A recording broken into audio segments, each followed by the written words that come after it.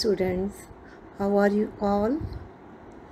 Students, जो पिछले जो हमने वीडियोस भेजे थे वो थे ग्रामर सेक्शंस के। ग्रामर पार्ट के 2 टॉपिक्स हमने लिए थे, वो थे verb and sentences. Okay students, I think कि वो लेसन्स आपको बहुत अच्छे समझ में आ गए होंगे। उसकी हमने लाइव क्लासेस भी ले ली है, तो वो आपको और अच्छे से समझ में आ गए होंगे। स्टूडेंट्स, जो स्टूडेंट्स लाइव क्लासेस अटेंड नहीं कर रहे हैं उनका बहुत कुछ मिस हो जा रहा है, क्योंकि हम लाइव क्लास में कुछ नया सीखते हैं। हम आई कांटेक्ट में रहते हैं, तो स्टूडेंट्स के जो भी डाउट्स होते हैं वहाँ पे उनके क्लियर हो जाते हैं। तो जो बच्चे लाइव क्लास नहीं अटेंड कर रहे हैं वो लोग अपनी स्टडी में बहुत कुछ मिस कर रहे हैं। तो मैं आप लोगों से रिक्वेस्ट करती हूँ कि जितना हो सकता है आप एक बार लाइव क्लास ज्वाइन कीजिए, ताकि आपको जो लेसन्स हम वीडियोस में समझते हैं उनके रिगार्डिंग जो भी डाउट्स है वो हम आपको अच्छे से क्लियर कर सकते हैं। तो ये तो हुई लाइव क्लासेस की बात। स्टूडेंट्स, आज जो हम टॉपिक लेने वाले हैं वो हम ग्रामर सेक्शन का नहीं बल्कि लिटरेचर सेक्शन, हम लिटरेचर और राइटिंग सेक्शन का एक पार्ट लेने वाले हैं। और लिटरेचर में जो आपकी बुक है सेमेस्टर 2 टर्म 2, उसका लेसन नंबर 1। ओके, जो लेसन नंबर 1 है हम वो लेने वाले हैं। उसके लिए आपको सबको क्या करना है, आप सबको अपनी लर्न वेल निकालनी है। ओके, लर्न वेल, और उसके साथ में आपको रखनी है पेंसिल साथ में, और आपको अपने कान अच्छे से खुले रखने हैं, प्लस अपना माइंड भी एकदम अच्छे से खुला रखना है। जो भी टीचर्स हार्ड वर्ड्स देगी या बोलेगी उसको आपको अंडरलाइंस करने हैं। तो 1 और जैसे जैसे आपको लगे कि ये हार्ड वर्ड्स है तो आप अपने आप से भी उन्हें अंडरलाइन कर सकते हैं, ताकि वो आपको अच्छे से लर्न हो सके। तो आज का जो हमारा टॉपिक का नाम है उसका नाम है the crow and the peacock. ये लेसन नंबर 3 है, सॉरी इसमें पीस नंबर 3 है और लेसन नंबर 1 है, the crow and peacock. Yes, नाम से ही आपको पता चल रहा है कि ये द क्रो एंड पिकॉक की इस जो स्टोरी है या जो भी लेसन्स है उसके जो कैरेक्टर्स है, उसकी जो रोल प्लेस है वो क्या है, कौन है। यस, क्रो एंड पिकॉक है ना। तो चलिए, क्रो एंड पिकॉक क्या है स्टूडेंट्स, ये बर्ड्स है। You know, peacock is very beautiful and crow is the antonyms of beautiful means ugly. Okay, जो बर्ड्स के अंदर पिकॉक को सबसे ब्यूटीफुल माना जाता है और क्रो को सबसे अगली माना जाता है। तो ये कहानी क्रो एंड पिकॉक की है, जो कि एक दूसरे के एंटोनिम्स है। ओके, ब्यूटीफुल एंड अगली दोनों बर्ड्स है। ओके, तो आज हम स्टार्ट करते हैं लेसन्स गेट सेट को। This happened a very long ago. Tiger was getting married. Peacock and crow were invited to the wedding. In those days, crow were as white as snow. Peacocks were as yellow as butter. Yes, this happened a very long time ago. बहुत समय पहले की बात है कि tiger की शादी हो रही थी और पिकॉक एंड क्रो उसके अंदर इनवाइटेड थे। उस समय पिकॉक जो थे, जो क्रो थे वो काले नहीं हुआ करते थे। क्रो का कलर वाइट था, जैसा स्नो होता है, you know, as white as snow. जो सबसे सफ़ेद माना जाता है वो स्नो को माना जाता है, और एज येलो एज बटर, जैसा बटर येलो कलर का होता है। तो ये दोनों के कलर्स ऐसे थे। अंडरस्टूड। तो इसमें अब आप नाउन्स देखेंगे तो टाइगर, अब इसमें वर्ब देखेंगे तो गेटिंग है। Peacock and crow are birds, so they also noun. Invited ये वर्ब है, मतलब इसके अंदर मूवमेंट्स है, तो ये डूइंग वर्ड्स है, तो ये वर्ब हो गई। तो एंड वाइट इज एडजेक्टिव है ना। वाइट एंड येलो जो भी कलर के नाम होंगे वो एडजेक्टिव्स कहलाएंगे। तो ऐसे ऐसे आपको हर पूरे बुक्स के अंदर आपको अंडरलाइन करना है कौन से नाउन्स हैं ना। अब हम ऐसा करते हैं कि जो नाउन्स है उसको हम अंडरलाइन करते हैं, जो वर्ब्स है उसको हम सर्कल करते हैं, और जो एडजेक्टिव है उसके नीचे हम कोई और सिंबल्स बना देते हैं जो आपको समझ में आ जाए। आप क्या कर सकते हो, सेग्रीगेट कर सकते हो कि ये नाउन से है, ये वर्ब से, और ये एडजेक्टिव से। Understood students? चलिए, this is an important wedding, said Peacock. I think we should make ourselves colorful for such an occasion.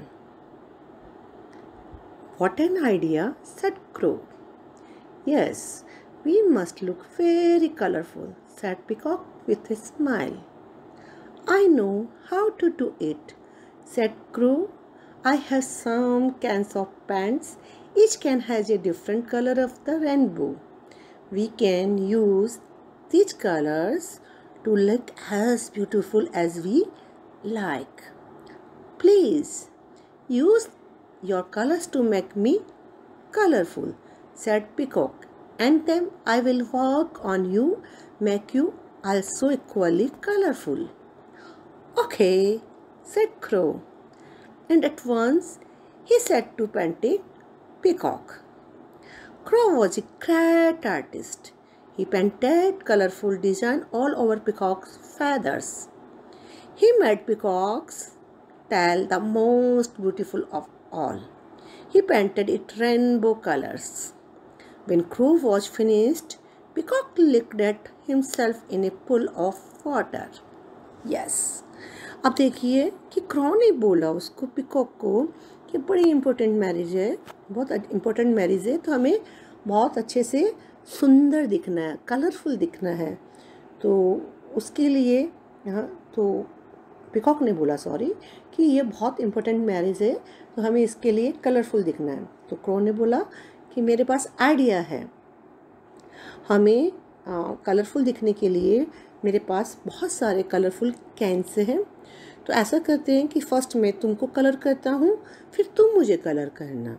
तो पिकॉक एग्री हो गया। पिकॉक ने कहा ओके चलो तुम पहले मुझे कलर करो, मैं बाद में आपको कलर करता हूँ। तो सब पहले ने क्रो ने कलर चालू किया पिकॉक को, और बहुत सारे कलर्स उसने पिकॉक को कलर पेंट करने के लिए यूज किए। और उसके जो फेदर्स थे उसने तो रेनबो कलर उसमें भर दिया, बहुत ब्यूटीफुल कलर्स जो रेनबो के होते हैं ना, 7 कलर्स, वो इसने पिकॉक के फेदर्स के अंदर पेंट किया। तो और जब पिकॉक ने अपने आप को कांच में देखा तो माय गुडनेस, वो इतना सुंदर दिख रहा था, इतना सुंदर दिख रहा था कि पिकॉक को भी विश्वास नहीं हुआ कि ये वो ही पिकॉक है। चलिए नेक्स्ट, अब देखिए इसके अंदर आपको नाउन्स ढूंढना है। जो पर्सन, प्लेस एंड थिंग, और जो एनिमल है वो नाउन है।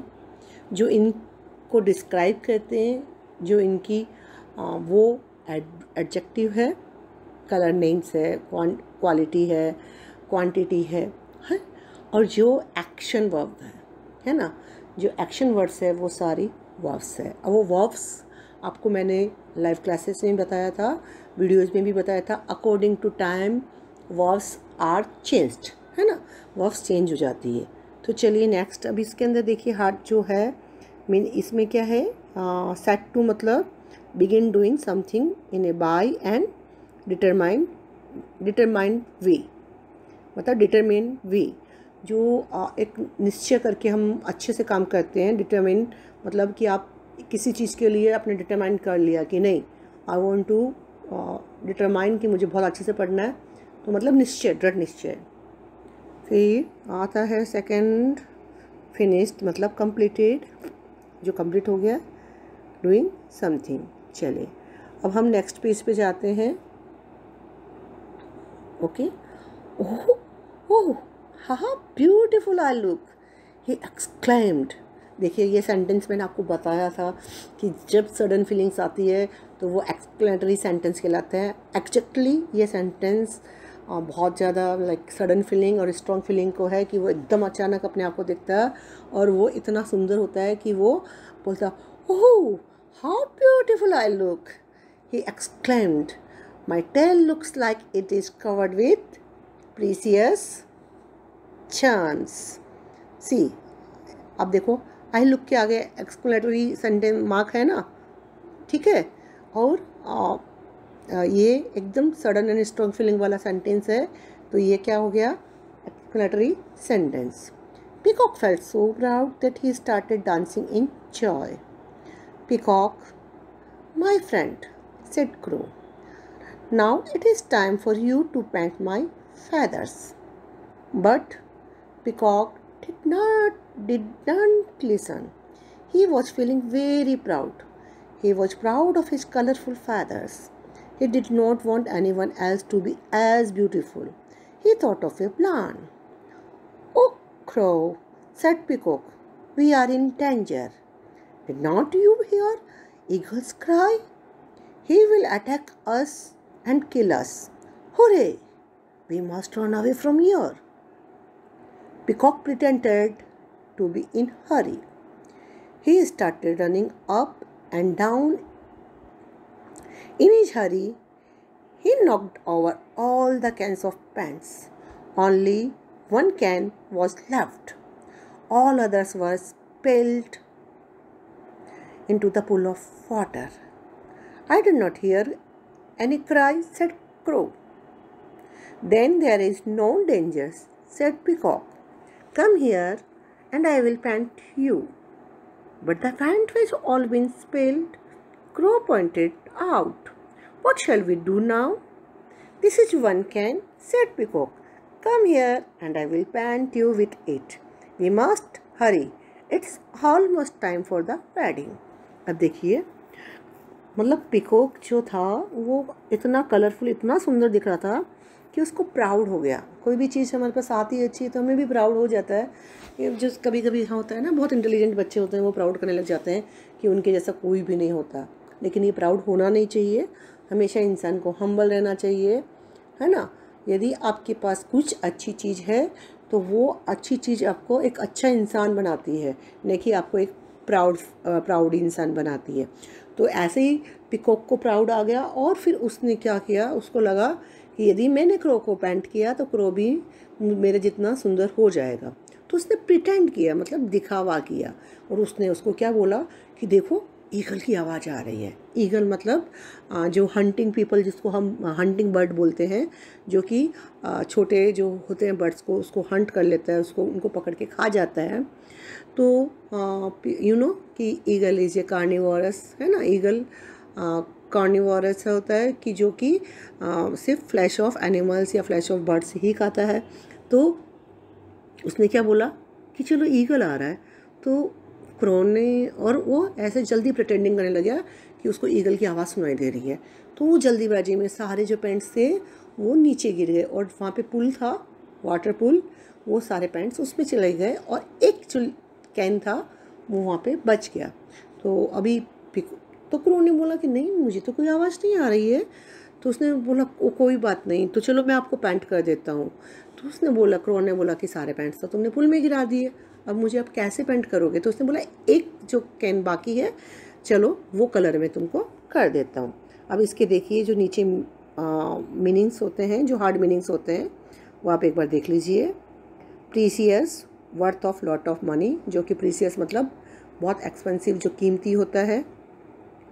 जेम्स मतलब कॉस्टली स्टोन्स, यू नो कि जो कि ऑर्नामेंट्स में जेम्स लगते हैं, कुंदन, एमरल्ड, जो ये क्या बोलते हैं उसको, diamond, they all are a precious and expensive James.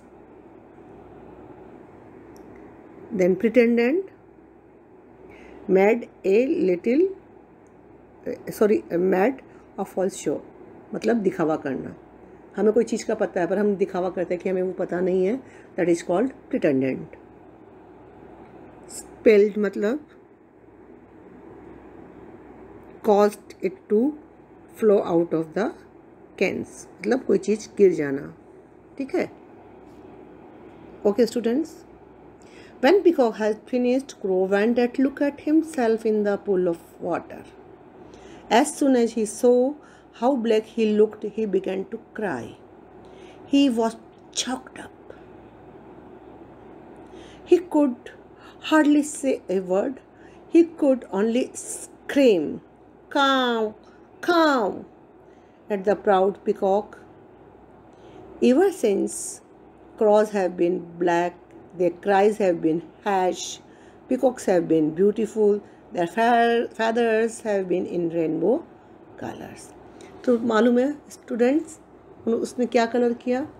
उसने क्रो को पूरा ब्लैक कलर का कर दिया। ठीक है, वो कैन जो बचा था वो ब्लैक कलर का बचा था और पिकॉक ने उसको ब्लैक कलर का कर दिया। और जैसे ही उसने ब्लैक कलर का किया और जैसे ही क्रो ने अपने आप को पुल में देखा तो उसने वो देख के इतना तेज चिल्लाने लग गया, वो इतना दुखी हो गया। और अब क्या कर सकता था, क्योंकि वो क्रो ने उसको ब्लैक कलर का कर दिया। तो उस दिन से वो अब काँव काँव करके, उसके पास कोई दूसरा उपाय नहीं था, वो सिर्फ चिल्ला सकता था। कभी कभी हमारे पास होता है ना कि हमारे पास कुछ उपाय नहीं रहता, हम चिल्ला सकते हैं, तो हम सिर्फ शाउट कर सकते हैं। लेकिन ये क्या बोलते हैं, एक हिंदी में कहावत है ना, खिसियानी बिल्ली खंबा नोचे, मतलब हमारे पास कुछ करने को नहीं होता तो हम चिल्ला सकते हैं। तो अब क्रो के पास कुछ करने को नहीं था, वो ब्लैक हो चुका था, उसको पिकॉक ने ब्लैक कलर कर दिया था। तो उसके पास अब चिल्लाने के अलावा कोई दूसरा रास्ता नहीं था। वो चिल्लाया। उसी दिन से क्रो ब्लैक होने लग गए, उनकी बोली काँव काँव, उनकी जो बोली है बहुत हार्श हो गई, बहुत, यानी कि जो हार्श मतलब जो दिल को कि हमें अच्छी नहीं लगती है, जो हमारे दिल को अच्छी नहीं लगती है। और पिकॉक उस दिन से बहुत सुंदर हो गए, उनके फेदर्स बड़े कलरफुल हो गए। तो जो कलर्स आप जो देखते हैं, पिकॉक इतने ब्यूटीफुल हैं। Crow this is a one kind of story, I don't know कि this is a real story, it happened real और not, but it's a very interesting story. So please you learn, you read it properly and find out the nouns, adjectives and verbs, है ना। हम ताकि हमारा ये एकदम concept clear हो जाए, नाउन्स का, हमारा एडजेक्टिव का कॉन्सेप्ट क्लियर हो जाए और हमारा वर्ब्स का कॉन्सेप्ट क्लियर हो जाए। और हम जो भी हमारे अब डाउट्स रह जाएंगे हम लाइव क्लास के अंदर ढूंढेंगे और लाइव क्लास के अंदर हमें पूछेंगे। देखिए अब ये चॉक्ड अप है, found it difficult to speak because of strong emotions. Choked up कि कभी कभी हाँ टीचर हमें डांट देती है और हमको रोना आ रहा है, तो हमारा आवाज़ जो हमारी गले में रुक जाती है, हम बोलना चाहते हैं लेकिन हम बोल नहीं सकते, तो उससे हमें बोलते हैं चॉक्ड अप। ठीक है, फिर स्क्रीम मतलब चिल्लाना, to give a loud high cry, scream मतलब चिल्लाना होता है ना। अब चलिए ये लेसन मुझे लगता है ये लेसन आपको बहुत अच्छे से समझ में आ गया होगा, है ना। इसके अंदर जो सेंटेंसेस थे उसमें हमने पढ़ा थे कि उसमें क्वेश्चन मार्क भी थे, उसमें एक्सक्लेमेटरी भी थे, है ना। उसके अंदर रिक्वेस्ट वाले जो डिक्लेरेटिव सेंटेंस भी थे और इसमें इम्पेरेटिव सेंटेंस भी थे। तो आई थिंक कि you will find out what kind of sentences are there in your lesson. चलिए अब हम रीड एंड फाइंड एक्सरसाइज की तरफ आते हैं। पुट ए टिक, राइट और cross wrong for each sentence. Peacock was getting married. जी नहीं, क्या पिकॉक मैग्रेट कर रहा था? कौन कर रहा था स्टूडेंट्स? यस आई नो कि यदि मेरे सामने होते तो आप जल्दी से बोलते टाइगर, एक साथ शब्द शाउट करते। तो ये सारे सेंटेंसेस आपको अपने आप से पढ़ने हैं, ठीक है, ओके। और जो भी एक्सरसाइज है इसके अंदर वो आपको अपने आप से करनी है। Tiger was invited to the wedding. Peacock wanted to look colorful. Crow had some cans of paint. Crow was a great artist. Crow painted himself in rainbow colors. Peacock painted Crow all black. Crow looked very colorful. आज ये